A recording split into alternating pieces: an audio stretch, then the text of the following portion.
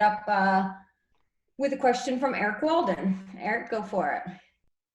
Donovan, nice to see you. How you doing? I'm doing well. Good to see you. So I guess I'll just start off with the obvious one that Jazz fans are wanting to know about, and people just want to know how's the relationship between you and Rudy. Yeah, I'll kind of address this one just for everybody and kind of just leave it after this. To be honest with you, I understand that y'all got to ask this question, but right now we're good. We're going out there ready to hoop, and I think the biggest thing that kind of sucked was that it took away from the guys on the team. Took it what the guys on the team were trying to do, and I really wish that as going forward, I think that'll be really the primary focus is just us gelling as a team, because obviously Rudy and I had COVID and whatever happened, but now we're ready to hoop and focus on the team as a whole, because we're not really trying to keep taking attention away from what everybody's got going on. Obviously we got Bojan out, so we have some guys that are really looking good and ready to step up, and that's what we're really excited about. Thank you. Okay, great. Next question we will get from Tony Jones. Tony?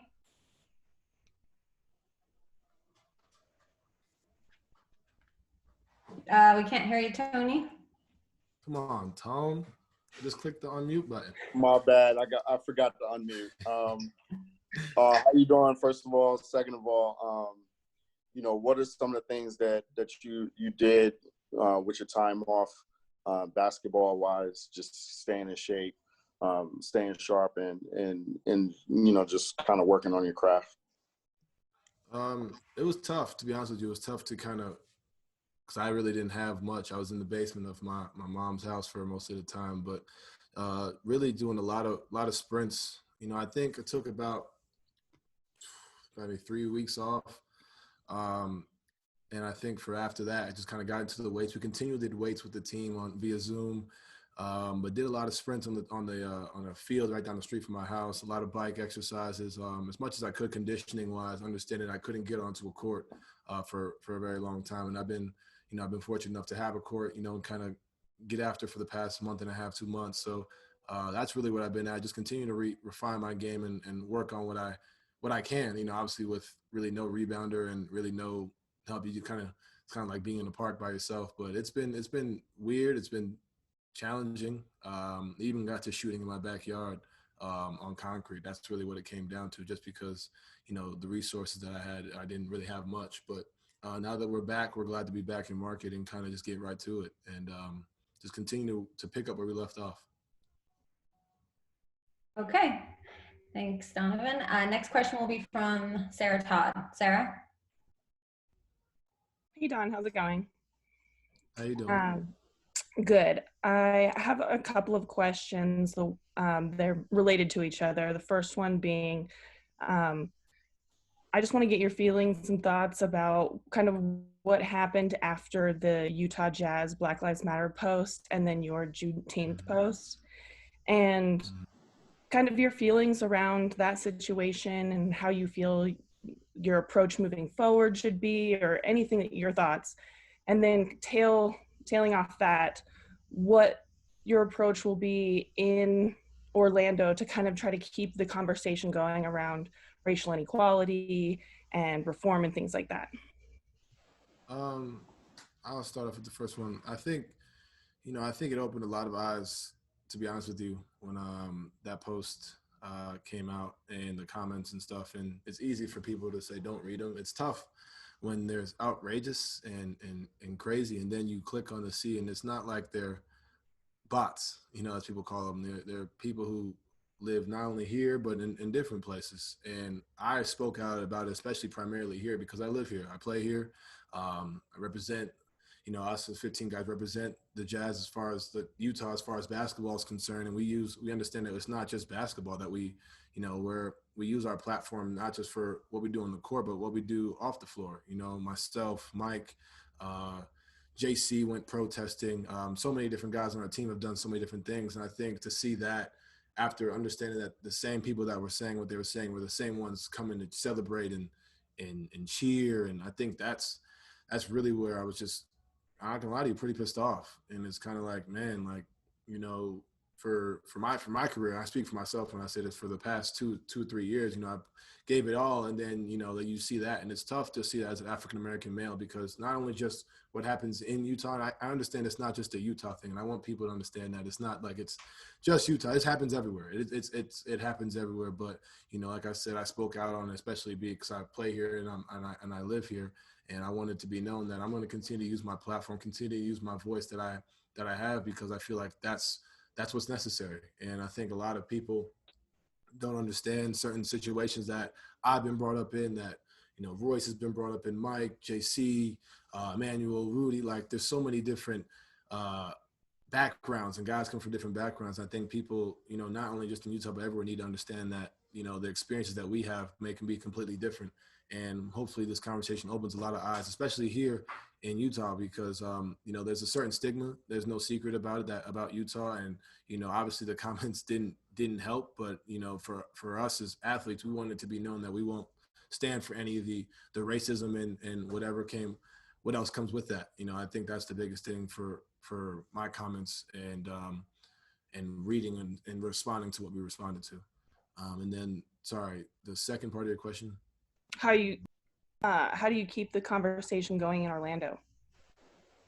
I think we do it. I think we do it in many different ways. To be honest with you, I think, we're doing a great job. I think the PA and the league has done a great job of understanding, putting the Black Lives Matter on the court, and that way it's at least aware. It's always on people's minds. It's going to be right there, But I think the one thing that does that is unfortunate is that we can't be there on the front lines anymore, helping out, at least the teams that are in the bubble. So we have to do it, not just as players, but as a league. We have to really make a statement. We're working on a bunch of things that I can't really say right now, but I think there's a lot of things that are going to come out of us being down there in that bubble.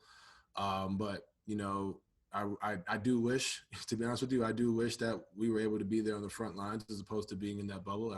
That's my personal opinion, because I think that's just something that really needs attention, as opposed to, people talking about who had 30 or 40 or who won this game. It should be about Breonna Taylor. It should be about so many other different things that are going on in the world right now that should be really brought attention to. But with that being said, work calls and duty calls, and we have to go, and we'll go down there and continue to use that platform that we have down there, partnered with different teams, different guys in the league, and then our league as well, to go out there and make the most of it, and go out there and continue to, spread the message and spread all of the knowledge that a lot of guys in this league have. A lot of guys 1 through 15, whether it's LeBron, Steph, Curry, or the 15th man on the roster, it doesn't matter who it is. Guys have voices, and I think we're going to do a great job when we go down there to have guys 1 through 15 let their voices be heard. Thank you. All right. Next question will be from Eric Woodyard. Eric? What's up, man? What up, E? So for you, man, early on in your career, man, you've received so much positive attention, man, from coming out of nowhere from Louisville, doing everything you did. How has it been for you to deal with that side of it? I mean, now you're seeing the other side of professional basketball, from receiving negative attention to being in the middle of things. Has that shaped your opinion of being a professional, or what's your thoughts on just all you had to go through these last few months? I make the joke, it's been a long few months for me, I can't lie to you.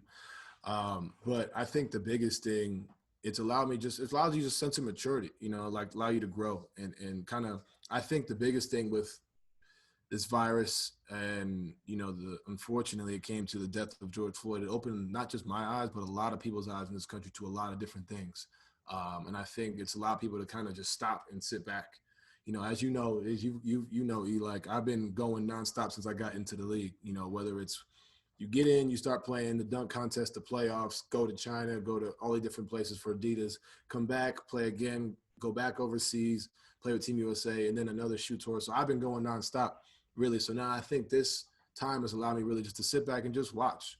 I'm asking questions from guys around the league, how they handle different things. And I think it's been a time for me to really just find myself in a way that, I never really found because I've been on the move for so long. So it's allowed me to kind of sit there and understand that, one, this is a business, and being a professional, there's going to be highs, there's going to be lows. And I knew that on the court especially, but off the court, like you said, there's so many different things. There's going to be things that are great. There's going to be things that kind of open your eyes and kind of make you sit back and just reevaluate and look at things. And I think that's been the biggest thing for me, and just being able to adapt to that without, kind of going crazy.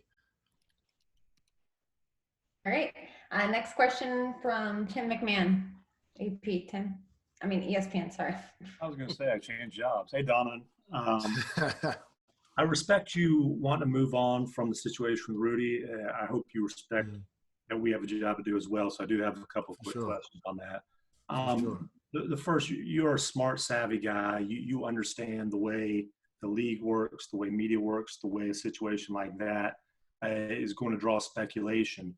Why did you let that linger for the last 3+ months instead of addressing it, whether it's a tweet, Instagram, or doing some media? Because I feel like, for me, it's no secret, Tim, that I wasn't happy at the beginning. I've said that publicly. There's no secret to that. So for me, it was like, I'm not going to continue addressing something that I, one, didn't feel was true. Obviously we had the article that came out with, what's his name?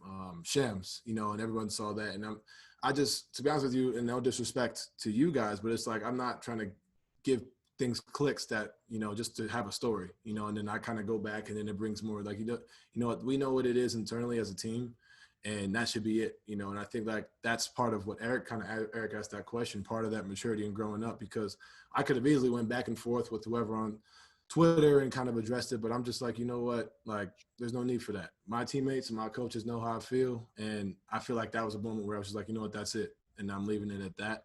And that's really how I felt. And on top of that, like I said, it really took away from like guys, like what guys were working on, because we talk about what we've been working on the past 2 months. And I feel like that's really been hijacked because of this whole thing. And, it's easy to kind of go out there and say something, but no, like I wanted my teammates to know this is how I feel. And there are moments where you're just tired of continuing to hear over and over again. I'm tired of addressing it, kind of going, no, that's not true, or no, this is not true, because then you find yourself all over Twitter trying to call out people for no reason. So I just left it and addressed it with my teammates.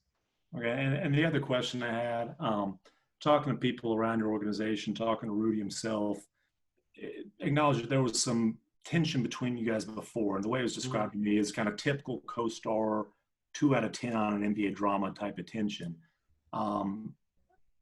Rudy acknowledged a lot of that was him complaining about, give me the ball, give me the ball, give me the ball.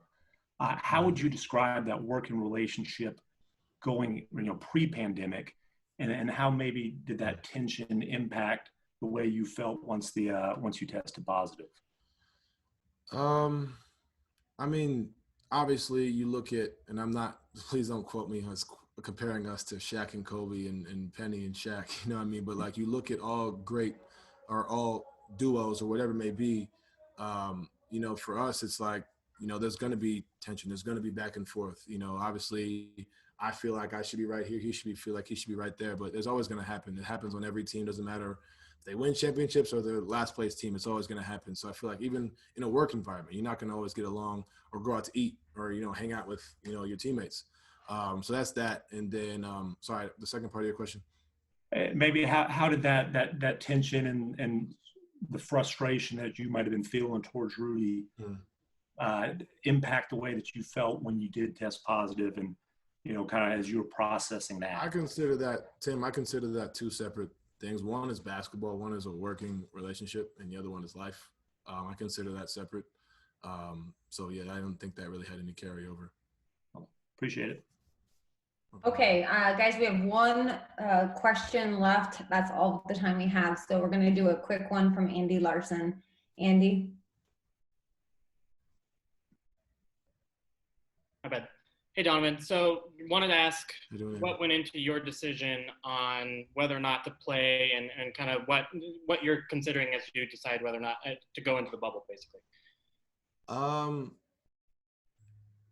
The biggest thing for me is honestly, like I said, I didn't really have the resources during this time off. This isn't a typical time off where it's like the off season. It wasn't a vacation. I think for me, the biggest thing we're coming back is injury. Not having played for maybe like 120 days or something like that, and kind of just being at a complete halt, and then kind of going right into games that matter. You know, it's not like these 8 games are just like the preseason where you kind of sit out. These games matter. And I think that's my biggest concern. You know, obviously I'm different than other guys because some guys have had facilities. You know, Mike had a facility in his house. He's been able to, Rudy, I think, has one as well. But, you know, I had my garage with my little dumbbells and a treadmill and a bike for the whole time. So that's really where my concern is, honestly, you know, and obviously it's no secret that, you know, that it's been out there that I said that I was really nervous about getting injured, and that's still the same case. You know, it hasn't changed. You know, for right now, like I said, if I do play, I'm ready to go. It's not like I'm behind the 8 ball or anything like that. But my biggest concern is the injury aspect. You know, and obviously there's contractual implications for myself as well. That's no secret as well. But that's my biggest concern because you go from sitting down really, you know, and obviously there's working out, but there's difference than playing 5-on-5, meaningful 5-on-5 games as opposed to playing, you know, in practice or whatever we have coming up. Do you feel like the 3-week training camp is enough to you know, get back in shape? We'll find out. I don't know. I mean, honestly, like I said, I've never really, no one's really ever done this before, except for guys maybe been through a lockout. But I don't know. We'll find out. But I know for me, just that's my biggest concern. And I've addressed that with my teammates and coaches and everyone. But that's one of my biggest fears for sure. All right, that is our time. Thank you so much, Donovan. Good to see you. Thank you guys. Good to see everybody else. We'll see you guys again if you're joining at 3 o'clock. Thanks so much.